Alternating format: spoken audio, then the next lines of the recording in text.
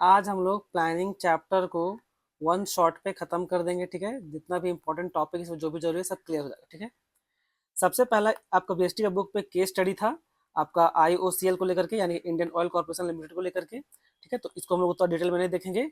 आ जाइए डिटेल में, यहाँ से देखना स्टार्ट करते हैं। क्या है आपका कॉन्सेप्ट ऑफ प्लानिंग। पहला, प्लानिंग का डिफिनेशन क्या है। तो planning is deciding in advance कि क्या करेंगे, यानी कि व्हाट टू डू, कैसे करेंगे यानी कि हाउ टू डू, और कब करेंगे यानी कि व्हेन टू डू। ठीक है, तो ये उसका मेन डिफिनेशन था। इसमें इसेंशियल्स क्या क्या है। एक है आपका, हम लोग इस पर ऑब्जेक्टिव सेट करते हैं। सो यानी कि एक गोल, ऑब्जेक्टिव बोलने का मतलब क्या होगा, एक गोल सेट करेंगे। सो ये क्या काम कर देता है प्लानिंग, आपका bridging the gap between present and desired future. यानी कि आप जो भी अपना प्रेजेंट को, जो प्रेजेंट में टारगेट सेट कर रहे हैं, देखिएगा कि वो फ्यूचर में उतना आउटकम आया कि नहीं। ठीक है, अब choosing the best course of action among alternatives, यानी कि किसी भी काम को करने का बहुत सारा अलग अलग प्लान होता है। ठीक है, यानी होता है ना ऑप्शन 1 2 3 4, इसमें से जो जो बेस्ट ऑप्शन होगा उसको हम लोग चुनने का काम करेंगे प्लानिंग चैप्टर में।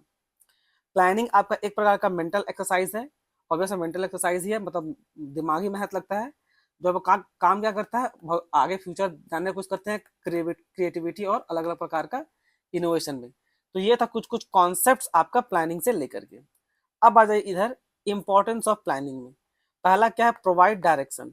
आपका ऑब्वियस है प्लानिंग जो है आपका एक डायरेक्शन प्रोवाइड करता है कि भाई किधर, मतलब क्या करना है और कैसे करना है वो। ठीक है, ये आपको क्या क्लैरिटी और गाइडेंस प्रोवाइड करने का काम करता है। ये जो एग्जांपल है आपका आईओएसएल का दिया हुआ था, सो एग्जांपल था। ठीक है, तो एग्जांपल तो जरूरी नहीं है, मीनिंग और एक्सप्लेनेशन सफिशिएंट है। एग्जांपल आपको देखने का मन करे आप देख सकते हैं।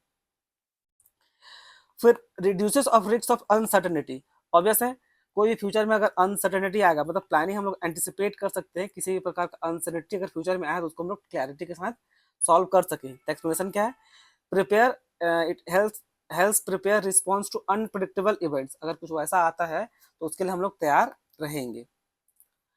Reduce overlapping and wasteful activities. क्या मतलब हुआ कि planning coordinate effort and across departments. ठीक है, अलग अलग डिपार्टमेंट होता है, मार्केटिंग डिपार्टमेंट, सेल्स डिपार्टमेंट, ठीक है, प्रोडक्शन डिपार्टमेंट। तो जितना भी डिपार्टमेंट है वो हर काम ओवरलैप ना करे, मतलब बार बार रिपीट ना हो और वेस्टफुल एक्टिविटी ना हो, तो उसके लिए ध्यान क्या रखेगा आपका planning. Avoid duplication of work and confusion. देखिए यहाँ पर ये लिखा हुआ है, अवॉइड डुप्लीकेशन ऑफ वर्क और कंफ्यूजन। नेक्स्ट क्या है, नेक्स्ट आपका प्रमोट्स इनोवेटिव आइडियाज। अब इनोवेटिव आइडियाज बोलने का मतलब होता है कुछ नया नया चीज को सोचना। ठीक है, इनोवेशन का मतलब होता है कुछ नया, कुछ मतलब टेक्निकल या कोई भी चीज पे नया जब इन्वेंट हो सके बोलेंगे इनोवेटिव आइडियाज। मीनिंग क्या है, encourage new ideas to achieve objective, नया नया आइडिया ताकि ऑब्जेक्टिव को हम लोग अचीव कर सकें। Bring first function, it's allow creativity and designing future plans. ठीक है, ये आपका क्रिएटिविटी भी, मतलब अलग अलग तरीका से उसको कर सकते हैं। सो और फ्यूचर में क्या डिजायर रखेंगे, डिजाइन कैसे करना है फ्यूचर को, वो आपका हेल्प करता है आपका प्लानिंग में।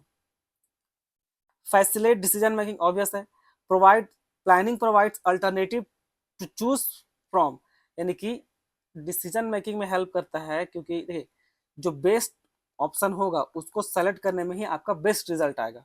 जैसे एक्सप्रेशन देखिए, manager can can evaluate options and select best, यानी कि जो अलग अलग ऑप्शन है उसमें से देखेंगे भाई किसमें इसमें कॉस्ट कितना आ रहा है, इसका बेनिफिट कितना है, इसका कॉस्ट कितना है, इसका बेनिफिट कितना है, इसमें कॉस्ट कितना है, इसमें कितना बेनिफिट होगा, इसका कॉस्ट कितना है ऑप्शन 4 का, उसका बेनिफिट कितना होगा। तो जो होगा सबको हम लोग एनालाइज करेंगे ना पहले से, उसके बाद में चूज करेंगे। ऐसा सोचे ना रैंडमली कोई भी उठा के चूज कर लिए। हम लोग ऑप्शन 1 2 3 4 जितना भी ऑप्शन होगा, जो बेस्ट होगा, maximum benefit with minimum cost, max benefit और मिनिमम कॉस्ट जहां पर आएगा उसको हम लोग सर्व करने का काम करते हैं। Establish standards for controlling. देखिए, set benchmarks for measuring performance. Explanation क्या है, without standard control is not possible. देखिए हर चीज को, कोई भी चीज जो हम लोग प्रोडक्शन करते हैं, कोई भी चीज को प्रोडक्शन करते हैं, चाहे कुछ भी काम करते हैं, तो उसमें हम लोग को एक बेंचमार्क क्वालिटी सेट करना पड़ेगा भाई कि इतना चाहिए। फॉर एग्जाम्पल के तौर पे अगर आप एक एलईडी बल्ब बना रहे हैं, ठीक है, एलईडी बल्ब बना रहे हैं, तो एक बेंचमार्क ये सेट किया जा सकता है कि भाई वो कम से कम 1 साल तो चलना चाहिए। वरना आजकल कस्टमर डिमांड करता है 1 साल से नीचे अगर आपका बल्ब खराब हो गया तो मतलब वो किसी काम का नहीं है, तो कस्टमर दूसरा मांग लेगा। तो एक मिनिमम क्वालिटी सेट होनी चाहिए। इस केस में क्या है, एग्जाम्पल में मिनिमम क्वालिटी भाई एलईडी बल्ब कम से कम 1 साल तो चले। ठीक है, अब आ जाइए फीचर। अब देखिए बच्चों, एग्जाम में चाहे फीचर बोले, चाहे आपका कैरेक्टरिस्टिक्स बोले, चाहे नेचर बोले, सबका मतलब सेम होता है, ठीक है। सबका क्या है, फोकस ऑन ऑब्जेक्टिव, ऑब्वियस है। प्लानिंग जो है आपका जो मेन फोकस है, मतलब जो मेन गोल है उस पर वो आपको टिकाए रखेगा, प्रीडिटरमाइन रखेगा, ठीक है। Without objective planning is meaningless, बिना ऑब्जेक्टिव का कोई भी प्लानिंग किसी काम का नहीं होता है। Primary function of management, planning आपका प्राइमरी फंक्शन है, planning is the base for all other function. कुछ भी काम स्टार्ट कीजिएगा तो उससे पहले आपको सबसे पहले प्लान ही करना पड़ेगा। All function like organising controlling depend upon planning. जैसा प्लान कीजिएगा इसके बाद जो ऑर्गेनाइजिंग कंट्रोलिंग स्टाफिंग जो भी आएगा सब इसी के आधार पर रहेगा। तो ये आपका क्या प्राइमरी फंक्शन है, सबसे पहला फंक्शन यही होता है। परवेसिव, परवेसिव बोलने का मतलब है कि needed at all level of management, चाहे लोअर हो, चाहे मिडिल हो, चाहे टॉप लेवल हो, सब पे इसका जरूरत पड़ेगा। स्कोप क्या है, स्कोप में भी differ but planning is essential everywhere. ये सब जगह इस्तेमाल होता है, ठीक है। अलग अलग भले हो सकता है स्कोप, लेकिन सब जगह ये यूज होगा, कहीं पर ज्यादा कहीं पर कम, पर सब जगह होगा। Planning is continuous process, no doubt, planning is never ending. New plans are made after old one expire, यानी कि हम लोग साल में 1 साल का टारगेट सेट किए, जब ये पूरा हो गया सक्सेसफुली, फिर दूसरा दूसरा साल में नया प्लान स्टार्ट करेंगे। तो ये कंटिन्यू चलते जाएगा, पहला से दूसरा साल, दूसरा से तीसरा साल, ऐसे। प्लानिंग ऑब्वियसली फ्यूचरिस्टिक ही होता है, प्लानिंग लुक्स अहेड, ठीक है, हम लोग फ्यूचर ही देखते हैं। Forecast future condition and prepare accordingly, prepare accordingly मतलब जैसा फ्यूचर हम लोग एस्टिमेशन रखेंगे उसी के हिसाब से खुद को प्रिपेयर करेंगे, ठीक है। मान लीजिए अगर एक ऐसा कंपनी में काम करते हैं जो आपका इंटॉक्सिकेशन वाला बिजनेस करते हैं, गुटखा, दारू, सिगरेट, इस टाइप का, तो सिनेरियो को ध्यान में रखते हुए जैसे कंज्यूमर अवेयरनेस आ रहा है, तो गवर्नमेंट क्या कर रही है, गवर्नमेंट बैन पे बैन, बैन पे बैन, या बहुत सारे रिस्ट्रिक्शन लगा रही है। तो अगर आपका ये बिजनेस है, इंटॉक्सिकेशन बिजनेस है आपका, दारू उरू का, एक सब का, आपको तो सेल करने से मतलब है ना। तो सेल करने से हम लोग हर चीज को ध्यान रखेगा ना कि गवर्नमेंट क्या कर रही है, कैसे नहीं कर रही है। तो उसके लिए क्या होगा, उसके लिए पहले से हम लोग प्रिपेयर रहेंगे, ठीक है। इमोशन साइड में बच्चों, बिजनेस पे इमोशन साइड में रखते हैं। इथिकल चीज अलग हो गया, इथिकल्स मोरल्स वो चीज अलग है। अगर वो उतना ही होता तो रियल वर्ल्ड में दारू, गुटखा, सिगरेट नहीं बिक रहा होता, ठीक है। इधर आ जाइए, इन्वॉल्व डिसीजन मेकिंग, ऑब्वियस है। सिलेक्शन अमॉन्ग अल्टरनेटिव्स, जो भी बेस्ट अल्टरनेटिव होगा उसको हम लोग चूज करेंगे, जो आपको पहले बताए थे, अलग अलग ऑप्शन में जो होगा, ठीक। Planning is required when option exist, ठीक है। प्लानिंग तभी जरूरत पड़ता है जब अलग अलग ऑप्शन हो। जब आपके पास केवल एक ही ऑप्शन है, या जियो, चाहे बोलते हैं ना डू और डाई वाला, करो या मरो, तो करना ही है, दूसरा ऑप्शन थोड़ी ना, मरेगा थोड़ी, मुझे थोड़ी ना, एक ही ऑप्शन होगा यहाँ पर। तभी अगर एक ही ऑप्शन होगा तो आपको जो होगा उसी को चूज करना पड़ेगा। प्लानिंग की जरूरत कब पड़ता है, 1 2 3 4 ऑप्शन हो तब, हालांकि इन सब में भी पड़ेगा, ऐसा नहीं है। अब देखिए मेंटल एक्सरसाइज, और वैसा प्लानिंग आपका एक प्रकार का रिक्वायर मेंटल थिंकिंग, फोरसाइट और जजमेंट। ये आपका लॉजिक में बेस होता है, ना कि किसी प्रकार का गेस में। लिमिटेशन क्या है, लीड्स टू रिजिडिटी, एक बार जो प्लान कर दिया रहिएगा उसको चेंज करना पॉसिबल नहीं है। आप लोग को लगता होगा कि सर कैसे चेंज नहीं कर सकते, देखिए मेरा बात सुनिए। कोई भी कंपनी दो प्रकार का प्लान बनाती है, एक लॉन्ग टर्म प्लान, एक है आपका short term plan. Long term plan को चेंज करना पॉसिबल नहीं है, शॉर्ट टर्म को भले ही आप कर सकते हैं, लेकिन जब आप किताब जब पढ़ते हैं ना, ये हमेशा आपका बड़ा बड़ा कंपनी के लिए, बड़ा बड़ा कंपनी के लिए रहता है, बिग कंपनी के लिए। और मान के चलते कि भाई कंपनी लंबा समय तक चलेगी, इसलिए हम लोग लंबा समय तक का प्लान को कंसिडर करते हैं, ठीक है। तो लॉन्ग टर्म प्लान को आप चेंज नहीं कर सकते, क्यों नहीं कर सकते सर, देखिए लॉन्ग टर्म प्लान जब आप बनाइएगा तो आप बहुत ज्यादा उसमें पैसा लगा दीजिएगा, बहुत उसमें लेबर लग जाएगा। आप सोचिए कोई प्लान में आप 100 करोड़ रुपया लगा दिए हैं, अब 6 महीना बाद आपको पता चलता है कि भाई प्रोजेक्ट सही नहीं है, तो क्या कीजिएगा, 100 करोड़ रुपया फेंक दीजिएगा क्या पानी में, या डूबने दीजिएगा, ऐसा नहीं होता ना। तो लॉन्ग टर्म प्लान में जब हम लोग लेके चलते हैं तो वो पॉसिबल नहीं है। लॉन्ग टर्म यही होगा ना, कैपिटल इन्वेस्टमेंट कीजिएगा, लेबर लगाइएगा। और शॉर्ट टर्म क्या है, शॉर्ट टर्म प्लान आप चेंज कर सकते हैं, ठीक है।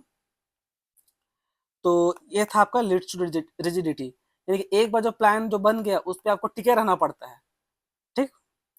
May not work in dynamic environment, अब प्लानिंग जो आप कर देंगे, आप जिंदगी में कभी ऐसा देखें जो प्लान किए हैं, जो जो भी आप प्लान किए हैं, आप जो भी प्लान किए हैं, जैसा प्लान किया हमेशा वैसा हुआ हो, असंभव, ऐसा कभी नहीं होता। प्लान को हमेशा आप मतलब इस प्लान को छोटा मोटा चेंजेस हमेशा करते रहना पड़ता है, अब नहीं, क्यों, क्योंकि भाई डायनामिक इन्वायरमेंट, प्लान जो भी कीजिएगा उसको छोटा मोटा हमेशा उसमें चेंजेस आते रहता है, क्योंकि भाई यहाँ डायनामिक इन्वायरमेंट है, मतलब सिचुएशन के हिसाब से ढलना पड़ता है, ठीक है। शादी बर ब्याह भी कीजिएगा, मान लीजिए घर बना रहे हैं, शादी कर रहे हैं, उसके लिए भी एक प्लान कीजिएगा। आप अपना टारगेट रख लीजिए 10 लाख का, मान लीजिए शादी कर रहे हैं, ठीक है, नॉर्मल शादी, कोई तिलक वैसा सब हटा दीजिए। 10 लाख का सोचिए, आप धूमधाम से शादी कराइएगा, देखिएगा जैसा प्लान कीजिएगा वैसा हो नहीं पाएगा, क्योंकि अगर इसके हिसाब से नहीं ढलिएगा तो प्लान पूरा सक्सेस आपका पूरा फेल हो जाएगा। और जब इसके हिसाब से प्लान के हिसाब से खुद को चेंज करते जाइएगा तो 11 लाख का बजट, 10 लाख का बजट आपका 12 लाख 13 लाख ऐसे भी जा सकता है।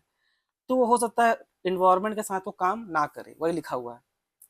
रिड्यूस क्रिएटिविटी, क्रिएटिविटी कैसे रिड्यूस करता है, ये केवल लोअर लेवल मैनेजमेंट के लिए है, सिर्फ लोअर लेवल मैनेजमेंट के लिए।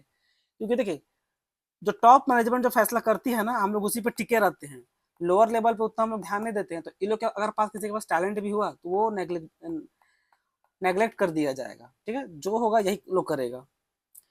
Innovation huge cost, sorry involve huge cost, और वैसे प्लानिंग आपका बहुत ज़्यादा पैसा और ये लगेगा। Time consuming, no doubt planning आपका बहुत टाइम कंज्यूम करता है, ठीक है। डज नॉट गारंटी सक्सेस, हाँ प्लानिंग केवल आपको रास्ता दिखाने के लिए है, प्लानिंग आपको केवल रास्ता दिखाने के लिए है। इस ट्रैक पे आपको सक्सेस मिलेगी कि नहीं मिलेगी इसका कोई गारंटी नहीं है, मिल भी सकती है नहीं भी मिल सकती है। Planning process very very important, ये आपका very very important examination point of view के लिए। प्लानिंग प्रोसेस, प्लानिंग प्रोसेस में देखिए पहला क्या है, हम लोग एक ऑब्जेक्टिव सेट करेंगे। एक बात समझ लीजिए बच्चों, प्रोसेस को आप देखिए बाकी जितना भी ऊपर का कोई भी पॉइंट है उसको जो हम दूसरा नंबर पे पढ़ाए हैं उसको आप पहला पे लिख सकते हैं या पांचवा पे लिख सकते हैं, अगर कोई भी ऑर्डर पे लिख सकते हैं।